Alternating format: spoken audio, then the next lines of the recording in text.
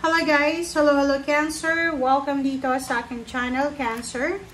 Alamin natin ang message, vibration, gabay para sa inyong lahat. This is for the second week of September 2025 para sa lahat ng Cancer.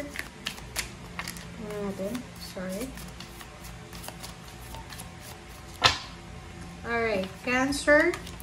First card natin is Empowerment. This is 45-9. So, yung ibang Cancer dito na you are waiting, naghihintay kayo ng empowerment, authority, result, outcome. Possible na matanggap nyo siya this week. Pwede nag-aantay kayo ng tawag, confirmation, or ano man na clarification. Possible na matanggap nyo yung message na yan sa linggong ito. You have the authority, you have the power sa linggong ito na gawin kung ano yung mga bagay-bagay na gusto mong gawin sa buhay mo. Okay. Okay, Four of Water, Four of Cups. Nakikita ko sa'yo dito na maybe, maybe 4 months ago, 4 weeks ago, or 4 days ago, marami kang na-miss na opportunity na pwedeng naging dahilan para ma-bored ka, para hindi ka makontento. And dito sinasabi ng baraha, sa linggong ito, buksan mo ang mata mo kasi there's so much opportunities and possibilities na posibleng papasok sa buhay mo. Kumbaga, medyo disappointed ka because of hinihintay mo. And dito sinasabi ng baraha na tumingin tayo sa left and right. Baka masyado lang tayong nakafocus sa kung ano yung hinihintay natin na hindi natin nabibigyan ng pansin yung mga nasa malapit lang. Okay? Alright, Cancer.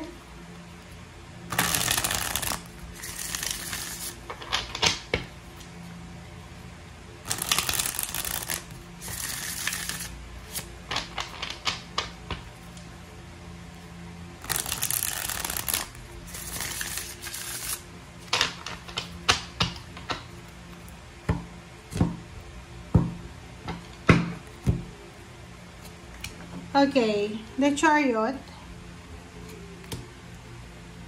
Four of Pentacles, the Fool, the World, Hangman. Oh, yun na nga.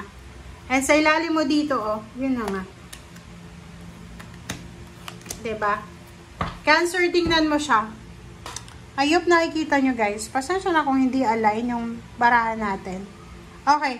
So, kung makikita mo dito, Cancer, iwasan natin sa linggong ito yung temptation na, pero normal siya eh, diba? Pag may hinihintay tayo, talagang, pag hindi dumating siya sa inilagay nating, inila nating oras, panahon, or date, talagang medyo mabuboard tayo, or parang hindi tayo makokontento eh, kasi hindi yun yung in-expect natin. But, sa baraha mo, sinasabi na as much as possible, umiwas ka sa tukso na like, maburido, diba? Yung parang halimbawa, meron kang gustong mangyari sa buhay mo, wag mong idadama yung asawa mo, yung anak mo, yung pamangkin mo, yung magulang, parang ganun. So, if you're waiting, sinasabi na be strong, be courageous, be patient. Okay? Lalo na kung trabaho. Lalo na kung trabaho itong hinihintay mo, nag-aantay ka ng promotion, salary increase, or nag-aantay ka ng, kumbaga, nag-a-apply ka ng trabaho, parang gano'n. So, sinasabi ng baraha na maging ano tayo, anong tawag dyan? Maging mapasensya. Alright? So, the Hangman and the World card, sinasabi ng baraha sa'yo dito, Cancer, na may mga hindi talaga natuloy eh. Like, marami kang hinihintay na posibleng hindi natuloy. Ang posibleng matutuloy na. Long distance travel, long distance job, long term job, and sinasabi ng baraha sa'yo na the universe will give you an parang extra opportunity para makapagsimula ka ulit. Diba?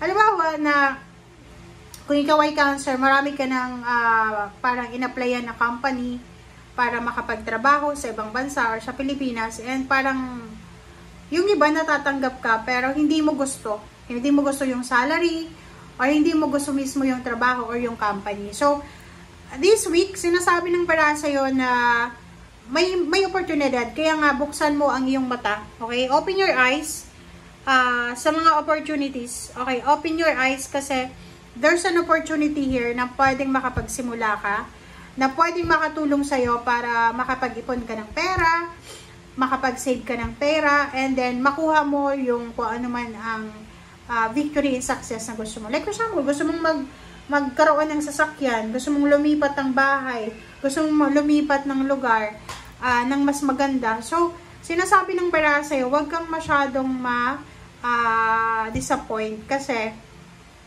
kanya-kanya tayo ng timeline, di ba? Minsan, may mga bagay-bagay tayong gusto na hindi nangyayari because hindi talaga pwede pa na mangyari. Pero, minsan, may mga bagay-bagay tayo na hindi gusto pero nangyayari. So, ganun yun. Okay, just let go kung ano man ang mangyayari sa linggong ito.